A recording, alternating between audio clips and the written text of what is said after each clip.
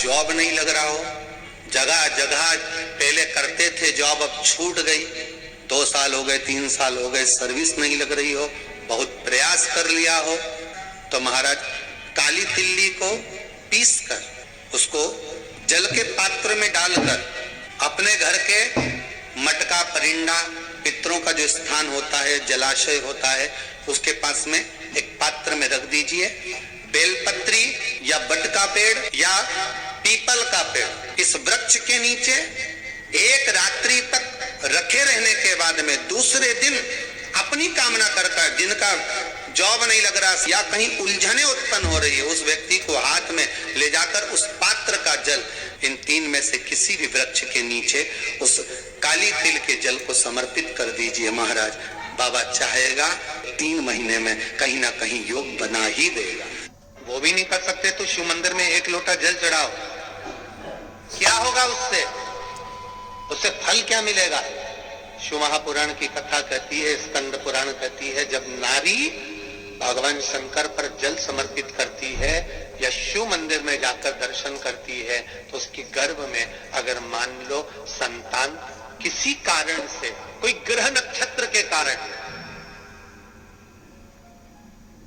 विकलांग हो रही हो, कोई शरीर से कष्टवान हो रही हो, तो मात्र शिव के दर्शन कर कर पैदा होती है, स्वस्थ जन्म लेती है।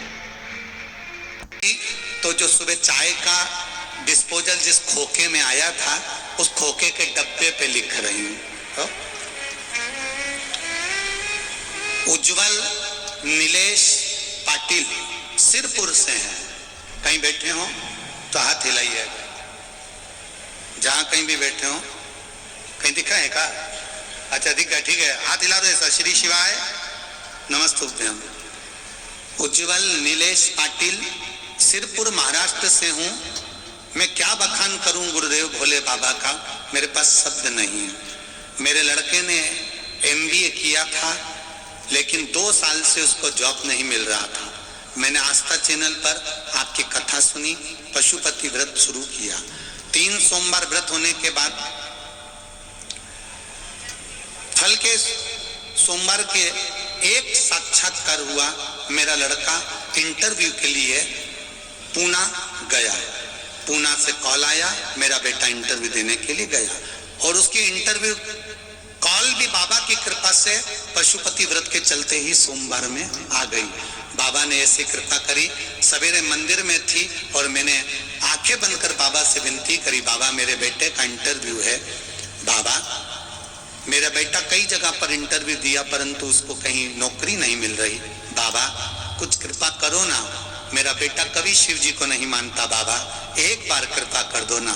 मेरे बेटे को मैंने फोन लगा कर कहा, तू शिव जी के मंदिर जा और बाबा से विनती कर कर फिर इंटरव्यू देने जा। मेरा बेटा शंकर जी के मंदिर गया, पहली बार मैंने उसको मंदिर भेजा। शिव जी के मंदिर गया, 1 लोटा जल वहीं मंदिर का रखा हुआ कलश से चढ़ा दिया। बाबा जब मेरा बेटा इंटरव्यू देकर वापिस आया, मेरे पास बैठकर कहता है, माँ मैं इंटरव्यू देने के लिए बैठा था, पर सामने 4 लोग मेरे बैठे थे, मुझे ऐसा लग रहा था शंकर पार्वती गणेश और कार्तिक बैठे हैं, और मेरा इंटरव्यू हो गया माँ, और बाबा की कृपा से मेरे बेटे का जॉब लग गया। मैं उनको प्रणाम करने के लिए आई हूँ। श्री शिवाय। अच्छा पति नहीं आए आपके? हर हर महादेव, विराजमान होइए। श्री शिवाय नमस्ते, बैठिए। शिव तत्व इसी को कर, ओगड़ी शंकर की कृपा इसी को कर। दिल से कहो, वो दिल से आए। उस पत्र में माँ ने लिखा है, मेरा बेटा उस दिन से मंदिर जा, विश्वास नहीं था, अब विश्वास जागृत हो गया, भरोसा जाग गया। और भरोसा उसने सियोर वाले महाराज पर नहीं किया है, भरोसा उसने किया अपनी माता के शब्द पर। जो उसकी माँ ने शब्द कहा, जो उसकी माता ने शब्द बोले, भरोसा उसने अपनी माँ के शब्द पर किया। इंद्रलोक में जब देवऋषि नारद इंद्रलोक में पहुंचे,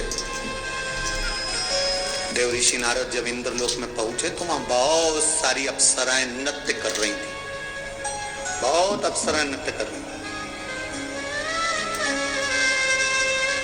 एक अप्सरा देवऋषि नारद ने देखी जिसका नाम था बपू।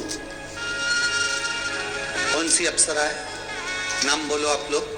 वपू। कौन सी अप्सरा है? वपू।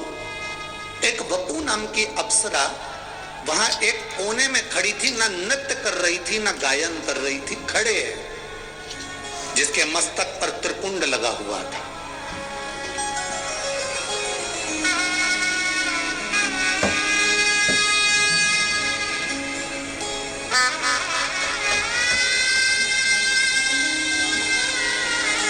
गांव की कथा में आपको कहा था,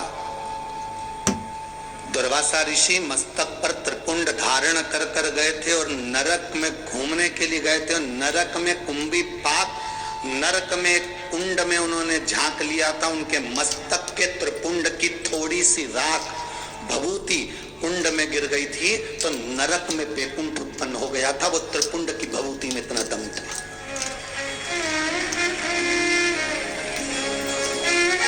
शिवजी पे चढ़ी हुई भभूत में इतना दम था। आप लोगों से निवेदन है, आप रोज भभूति नहीं लगा सकते, आप रोज त्रिपुंड नहीं लगा सकते, आप रोज भगवान का चंदन मस्तक पर नहीं लगा सकते, तो भगवान के ऊपर जो जल चढ़ता है उस जल को अपने ऊपर छीट लिया करो। 24 घंटे एनर्जी रहेगी, 24 घंटे बल।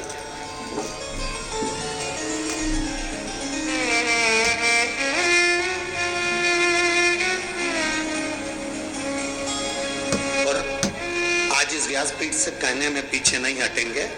हम तो इतना जरूर कहेंगे, अगर कोई व्यक्ति बीमार है, हॉस्पिटल लेकर जा रहे हो, लग रहा है कि इसको बड़ी बीमारी की आशंका है, इसका किडनी लीवर डैमेज हो चुका है, इसको कहीं कैंसर जैसा रोग दिख रहा है, इसके शरीर में कोई ना कोई बड़ी बीमारी डॉक्टर बोल सकता है, तुम्हें लग रहा है कि घबराहट हो रही है, भय लग रहा है कि मैं डॉक्टर को दिखाने नागपुर जा रही हूँ, मैं डॉक्टर को दिखाने के लिए चंद्र